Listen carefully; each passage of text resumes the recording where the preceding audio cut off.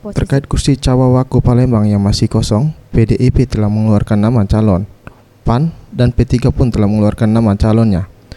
Menanggapi hal ini, menurut Profesor Amzulian Rifai, Dekan Hukum Unsri mengatakan secara etika politik pengusung Cawawako ada dalam partai tertentu, yaitu partai PDIP.